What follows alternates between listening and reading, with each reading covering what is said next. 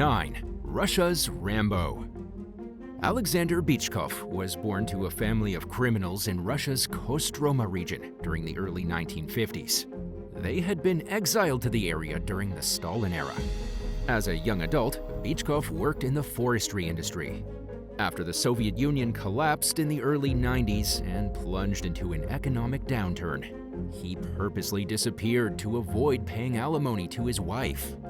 Bychkov was presumed dead in 1997, but he was actually living as a recluse in a nature reserve. He repurposed a disused forestry station as his home, hunted animals for food, and only left the woods during the summer, since leaving footprints in the snow would make him easy to follow. In his shack, he kept an arsenal of weapons, along with animal traps and wilderness survival books. Unlike some people who retreat into the wilderness to live on their own terms, Bychkov was not a peaceful hermit. He actually terrorized locals. And the fact that he was 6 feet 7 inches, 2 meters tall, only made him all the more terrifying. Over a 20-year period, he allegedly burned down as many as 30 vacation homes. Bychkov also held a police officer captive at gunpoint, and on another occasion, he trapped 3 government officials and released them under the threat that he would kill them if they returned. His antics earned him the nickname of Russia's Rambo among law enforcement and the local community. Parents even made their kids walk their dogs to school for protection, just in case they crossed paths with Bychkov. In 2008, law enforcement decided to put a stop to the hermit's intimidating behavior. In a carefully orchestrated attempt to arrest Bychkov, 6 specially trained cops and 4 park rangers chased after him on snowmobiles. But things didn't go as planned, and a shootout ensued between Bychkov and the police.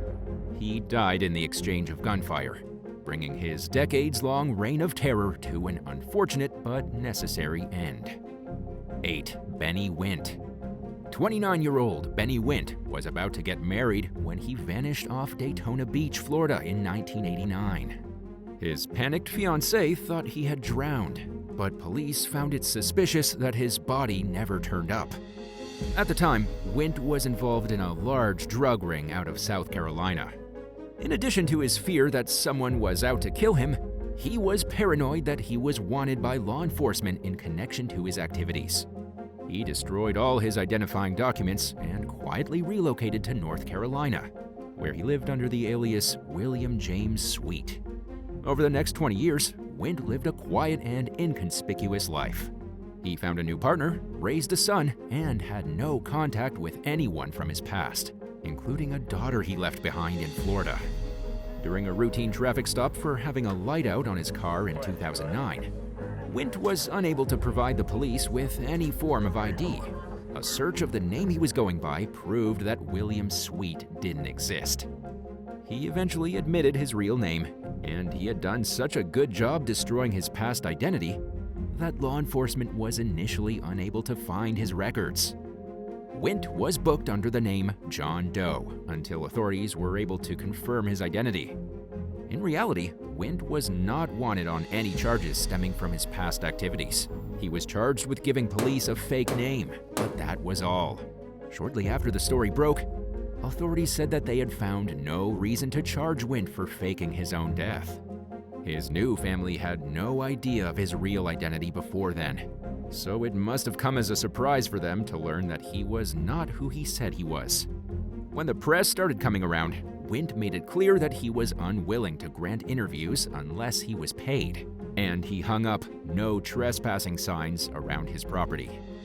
7. Olivia Taylor Washik. In April 2021, Olivia Taylor Washik, a 28-year-old Florida woman, made news headlines for allegedly offering lap dances to random strangers and then asking cops if they wanted to bang. Officers encountered the visibly intoxicated young woman on the sidewalk while responding to a call about a disturbance outside a bar in St. Petersburg. According to a report, Taylor Washik was stumbling, her speech was slurred, and her eyes were bloodshot. She also struggled to stand on flat ground. The report stated that the police called paramedics to the scene to evaluate the woman, but they were unable to because she allegedly threatened to punch the emergency responders if they touched her. Authorities claimed that Taylor Washik had multiple opportunities to call someone to help her get home, or even to have a police officer walk her to her apartment building, but she reportedly continued to cause a disturbance by yelling profanities at people nearby and talking dirty at the cops. According to the report, Taylor Washik also yelled that the police were going to shoot her. She was charged with disorderly intoxication. 6. Kyle Grabowski. In 2011, 26-year-old Kyle Grabowski was sentenced to 10 years in a Canadian prison for a string of crimes, including a violent home invasion that had occurred in 2009. During the crime, Grabowski and at least 3 other suspects entered a home armed with guns and bats. They tied up their victims, including a young woman who later accused her captors of beating her and demanding to know where her brother was. Prosecutors claimed that the burglary was committed over a drug debt, while Grabowski's lawyer argued that it was an act of revenge in retaliation for an assault on his father. Just a few months earlier, Grabowski had been charged with stabbing one of 3 men he got into a physical altercation with at a bar. He also had drug and gun-related charges. Grabowski was released from prison in 2019 after serving 2/3 of his sentence. 2 years later, in December 2021, he was caught drinking at a bar despite being on parole and under specific instructions not to be near alcohol. After crossing paths with an officer outside, he went back into the bar and left through a back door. Police caught up with him on foot. In addition to drinking when he wasn't supposed to be, Grabowski had 14 grams, 0.5 ounces of cocaine in his possession. Enough to charge him with possession for the purpose of trafficking. He allegedly offered the police $10,000 to make the drugs go away. But they turned down the bribe. The parole board revoked Grabowski's release. Shortly after being freed again in early 2023, Grabowski was one of 4 people who were arrested in a series of raids by Montreal police. He faces 7 gun-related counts and 1 marijuana charge, and remains behind bars pending the outcome of his case. 5. Lynn Duncan. While responding to a report of a family fight in Newcastle, Indiana, late at night in May 2023, police encountered a woman who was acting disruptive and uncooperative at the scene. Identified by law enforcement as 31-year-old Lynn Duncan, the suspect allegedly had a blood alcohol content of 0.2. It's more than twice the legal limit for driving, and definitely enough to qualify a person as being drunk. According to police, Duncan resisted being taken into custody and even offered to pay the cops $2,000 just to let her go. An officer wrote that he advised Duncan to stop trying to bribe them. The report also noted that the young woman cut her hand on broken glass during her struggle with the police. After receiving treatment at a local hospital, where she allegedly yelled and swore at staff members and officers, she was booked into the Henry County Jail on suspicion of felony bribery. She was also charged with misdemeanor counts of resisting law enforcement, disorderly conduct, and possession of marijuana. If convicted on the bribery charge alone, Duncan could face up to 6 years in prison. According to the most recent update on the case, she was being held on $14,000 bond while awaiting her next court date. 4. John Sung Park. 29-year-old John Sung Park vanished while spearfishing with friends off California's Laguna Beach in 2008. His friends filed a missing persons report. When a search failed to turn up any sign of Park, authorities initially assumed his body had gotten trapped underwater. But they began to suspect he was still alive when they took a closer look at his circumstances in the time leading up to his disappearance. The day before he went missing, Park sold his car. He slipped out of sight just 4 days before he was scheduled to be sentenced for state felony charges of drug possession, forgery, burglary, and receiving stolen property. Park was also wanted on a warrant for a drug-related charge out of Los Angeles County. 2 weeks after he vanished, Park allegedly returned to the home of the woman he sold his car to and stole the vehicle back, most likely using a spare key that he had held onto. He was accused of hitting the woman's daughter with the car while she tried to block him from driving it away, and authorities issued an arrest warrant. They also spoke with Park's friends, who continued to insist that they knew nothing of his whereabouts, and that they had truly believed he disappeared in the water. Park was located in 2009 when he was caught cheating during a card game at a casino in Las Vegas. He was taken into custody with plans to extradite him to California to face his charges, but the outcome of the case is unclear. 3. Cameron Gray. While working a routine traffic checkpoint in Coweta County, Georgia one evening in August 2023, a deputy caught a strong whiff of marijuana coming from the direction of a gray Nissan Rogue. In Georgia, that counts as a probable cause to search a vehicle.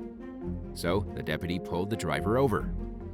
The man behind the wheel, identified by law enforcement as 21-year-old Cameron Gray, almost immediately began begging the deputy to let him go.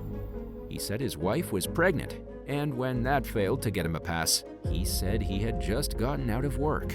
But the deputy remained intent on searching the vehicle. In body cam footage of the traffic stop, he could be heard telling Gray that if he didn't get out of the car voluntarily, the deputy would smash the window and drag him out. Gray remained seated in the car and said he was calling his wife. While he used his phone, a deputy reached his hand through the window. Instead of complying with orders to exit the vehicle, Gray said, "Don't reach in my car."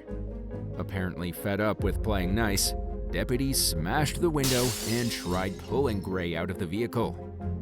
In the video, Gray could be heard accusing the cops of punching him in the face and saying, "I haven't done anything wrong."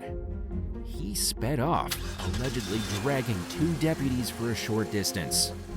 Law enforcement chased after Gray and eventually caught up to him. Inside his car, they found a loaded Glock handgun that had been reported stolen in Atlanta, 2 magazines, a few dozen 9mm rounds, clear plastic baggies, a black scale with residue on it, a rolled paper that appeared to be a burned joint, a marijuana pipe, a ski mask, and a pair of gloves. Gray was charged with aggravated assault and fleeing, attempting to elude a police officer. 2. Kristen Allen Wright.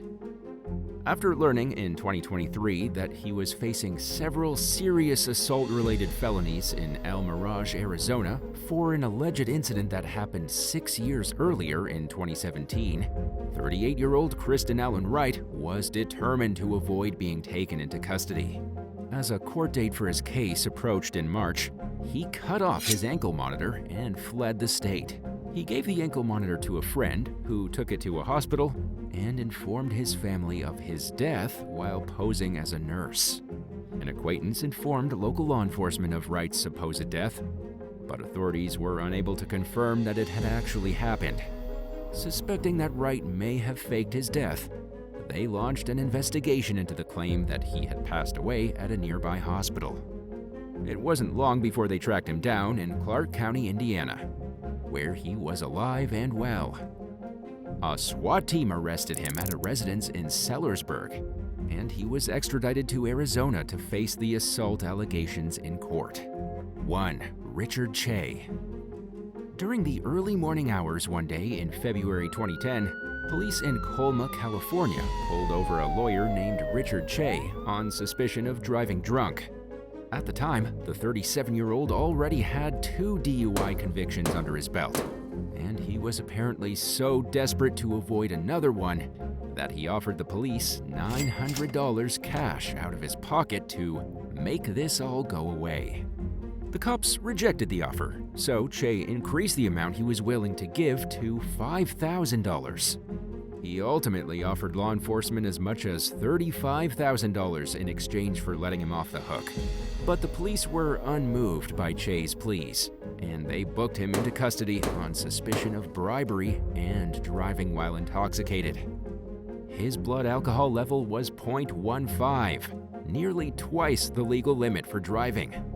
A jury convicted Shea of misdemeanor drunk driving, but they were deadlocked when it came to the bribery charge.